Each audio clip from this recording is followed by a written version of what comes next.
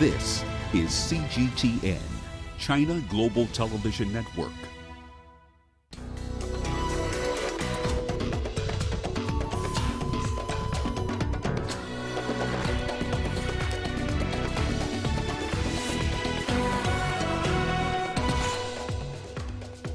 The deputy military leader of Sudan makes rare visit to neighboring Ethiopia.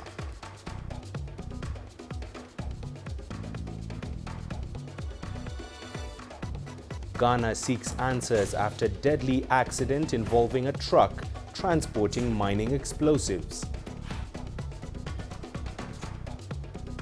And the first shipment of military support from the United States arrives in Ukraine. Hello and welcome to Africa Live on CGTN. I'm Mahia Mutua in Nairobi. Also coming up,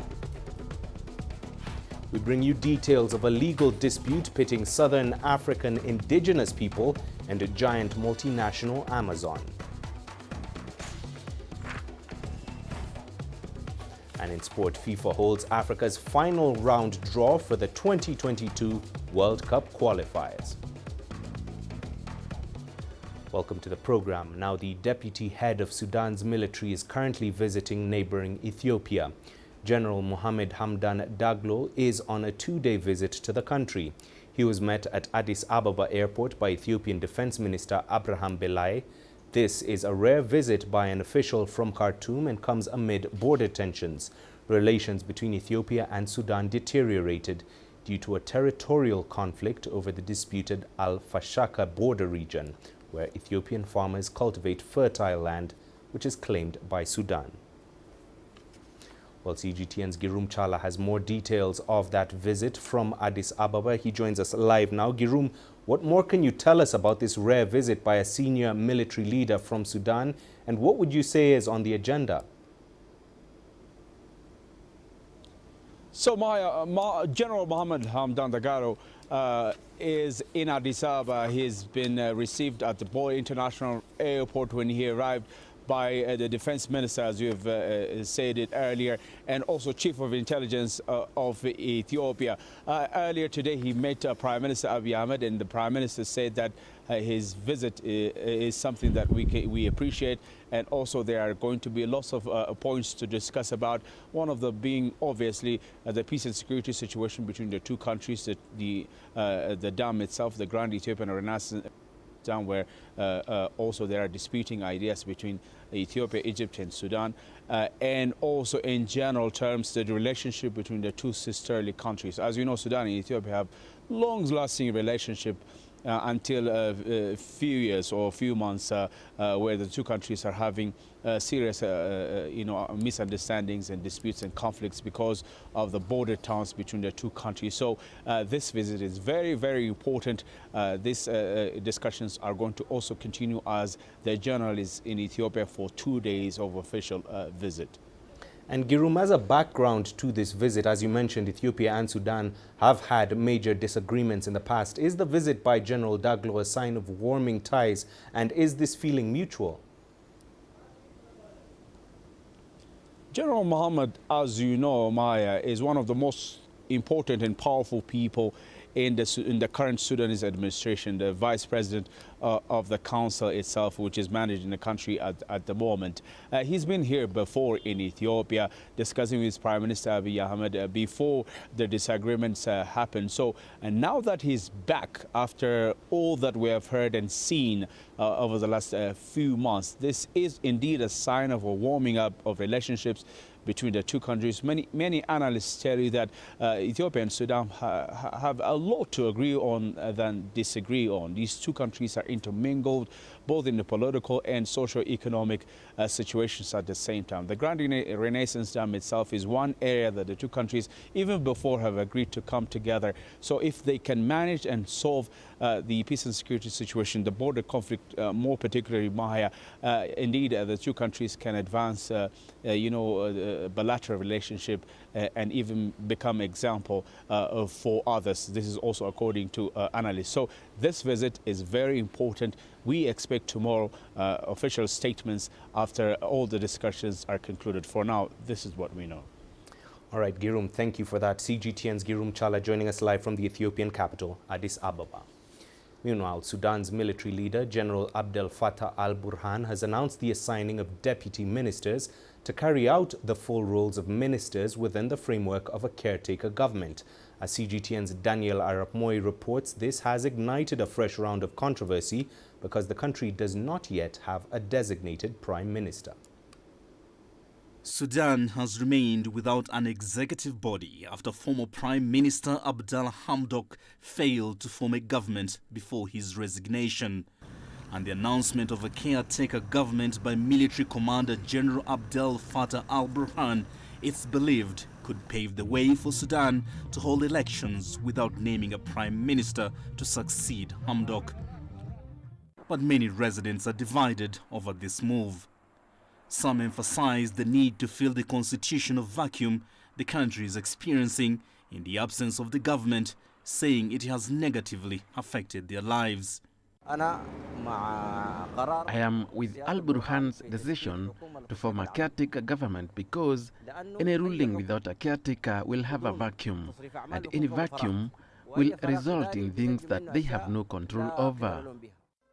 General al-Burhan's announcement has also angered some political forces and civil groups within the Forces for Freedom and Change.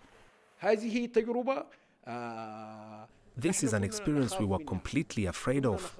It means a complete collapse of the Sudanese state, and so far 85 days have passed, and this regime has not been able to appoint a prime minister or appoint ministers. So it's resorted to the caretaker government.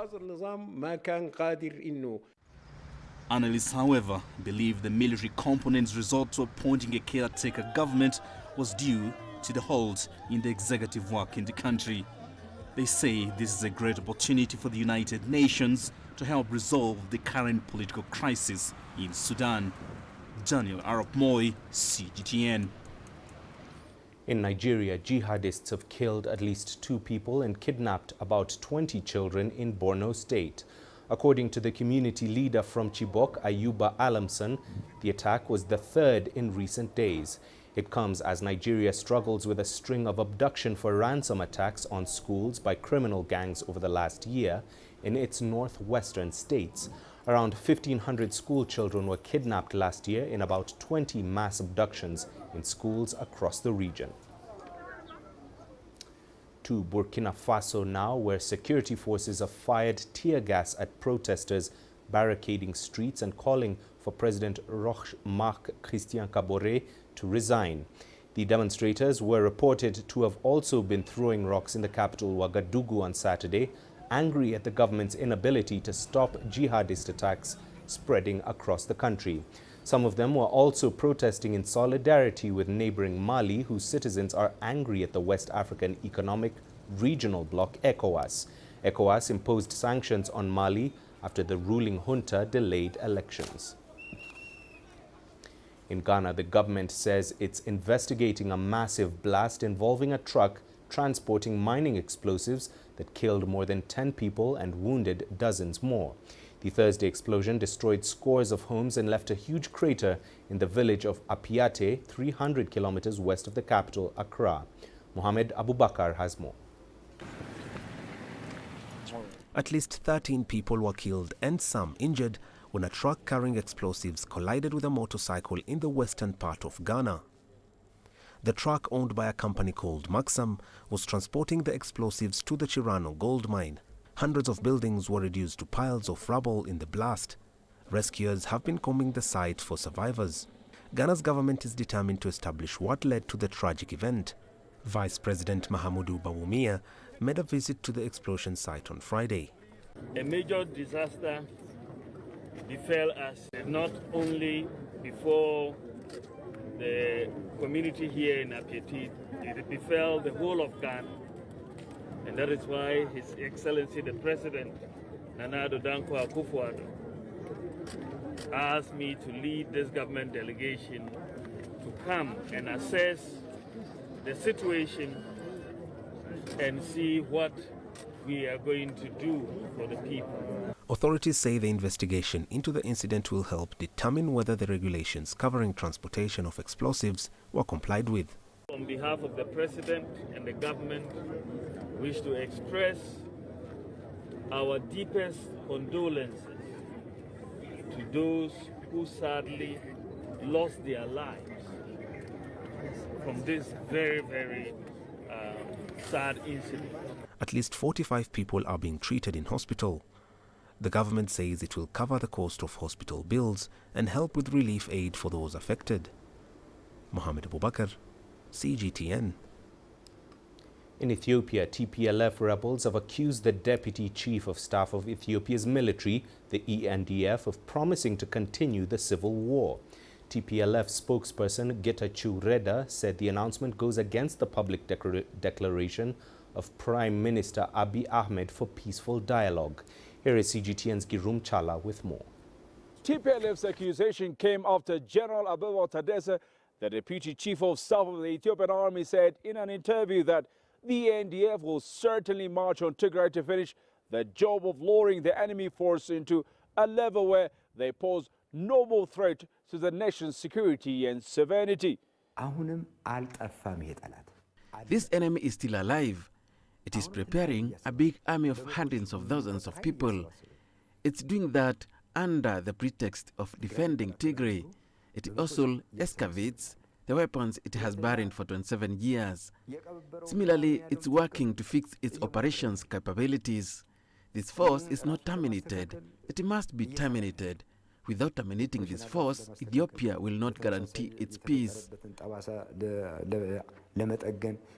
TPLF spokesperson Getachew Reda in response said, and I quote, "The general's declaration appears to be a snub at Prime Minister Abiy Ahmed's public declaration on which the UN Secretary General's optimism was built. We are not losing sleep over his plan." End of quote. On the other hand, General Abebaw says in the concluded first chapter of the war, TPLF force have lost big in all areas. TPLF did not continue with the number it had started the war with. Second, it did not return with the tanks and cannons it came with.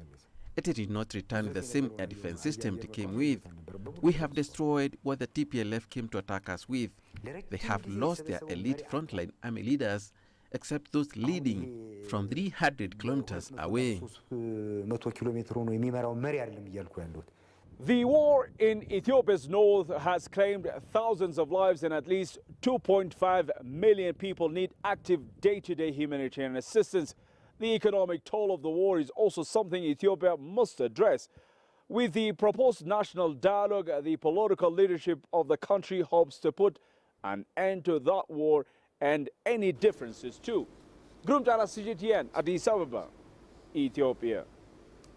Further afield now, the first shipment of U.S. military assistance to Ukraine has arrived in Kiev. On social media, the U.S. Embassy in Kiev says the aid is to bolster the country's defenses in the face of what it described as growing Russian aggression.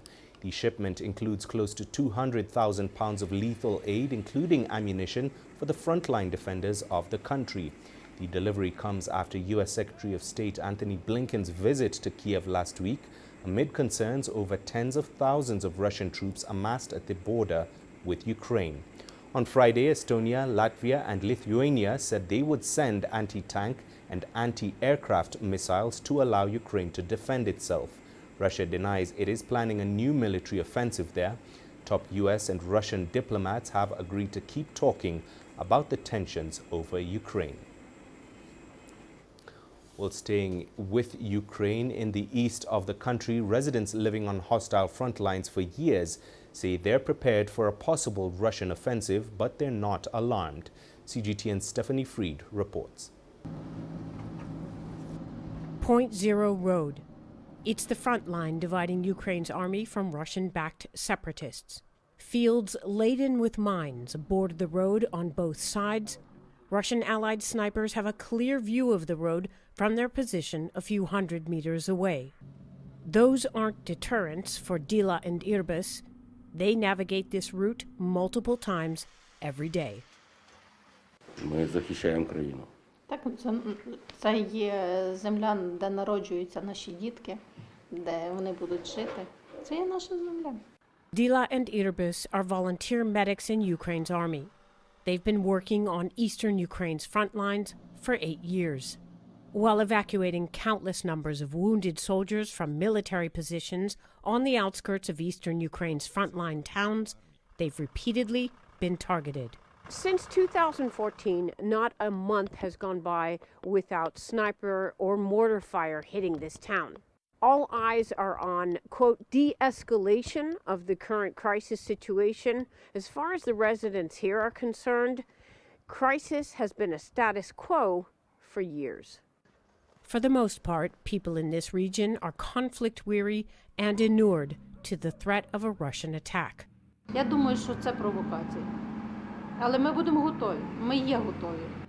Being ready for Dila and Irbis translates into keeping supplies stocked, sticking to the front lines, and braving crossfire in order to save lives.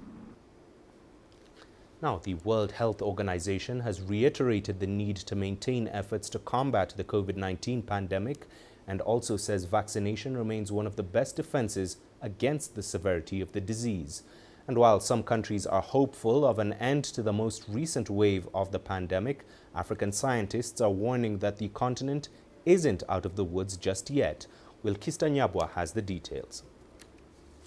For the first time since the start of the Omicron-fueled fourth wave of the COVID-19 pandemic, Africa is seeing a significant drop in new cases and a dip in reported deaths.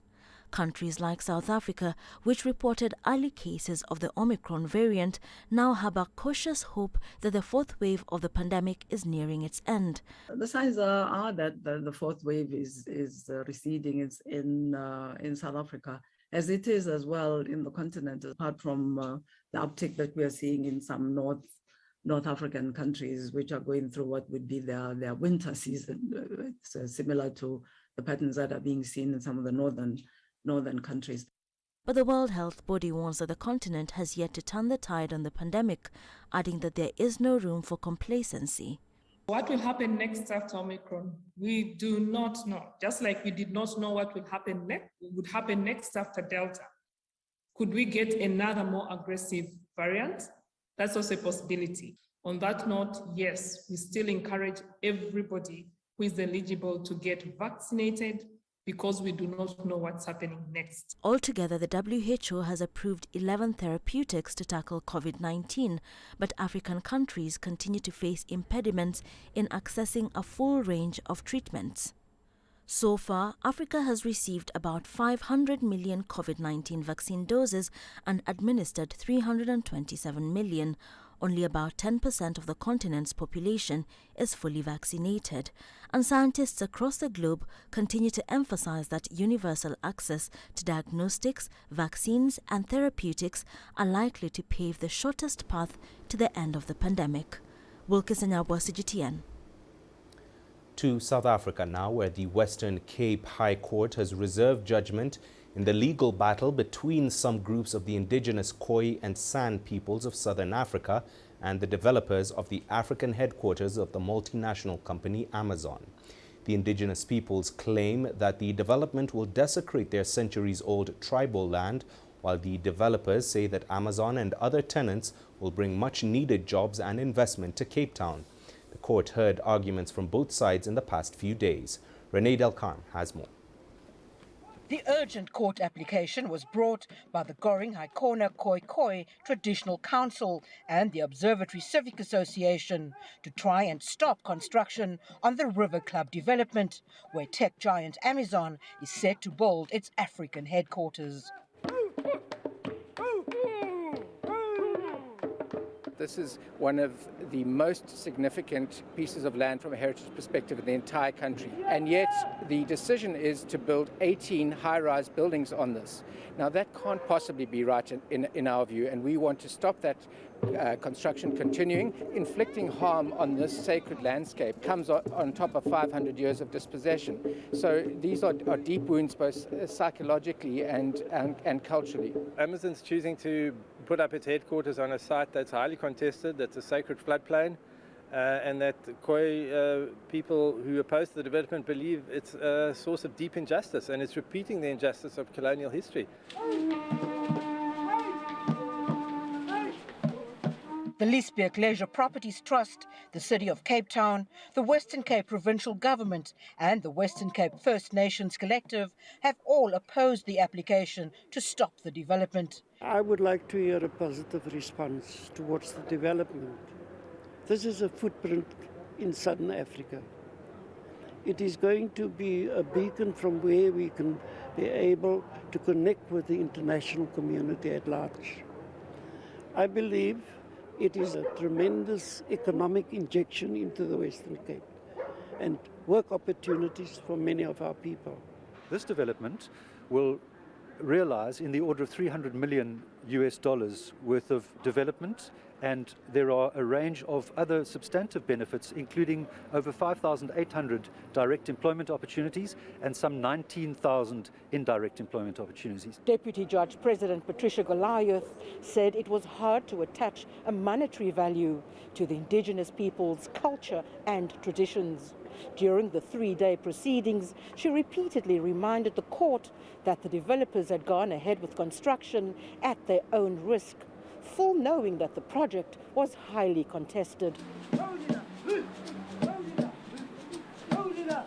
The judge said she would prioritize her ruling on this matter, as she understood that it was urgent. Renee Dalcom, CGTN, Cape Town, South Africa.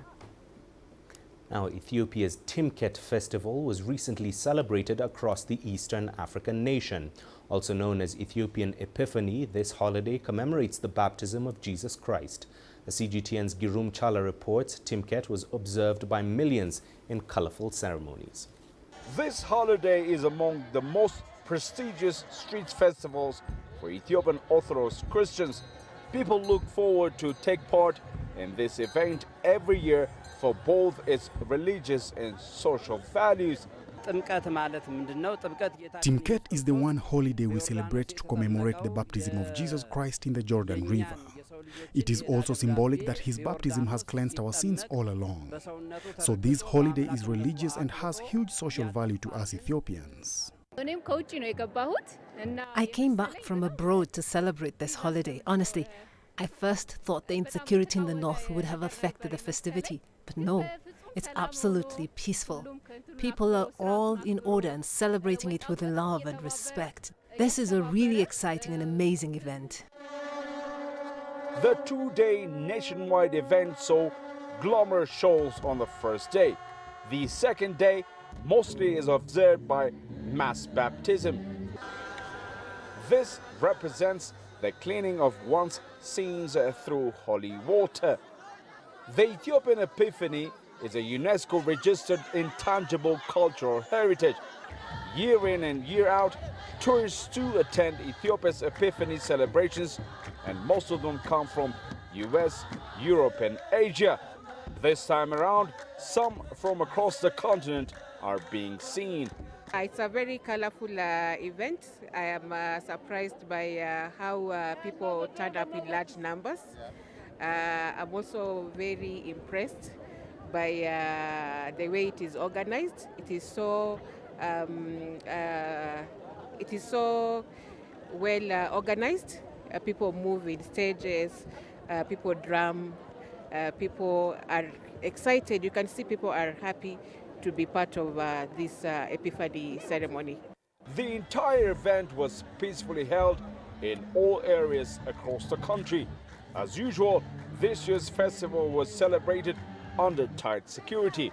Layers of police checkpoints and serious search of individual participants were witnessed. After celebrating the glorious Timket for the past 2 days, people now return home in their hundreds of thousands. All Orthodox Christians here hope to return next year. Grumjala CGTN, Jalmeda, Ethiopia. Well, we're taking a short break here on Africa Live. Here's what's coming up when we return with the sport.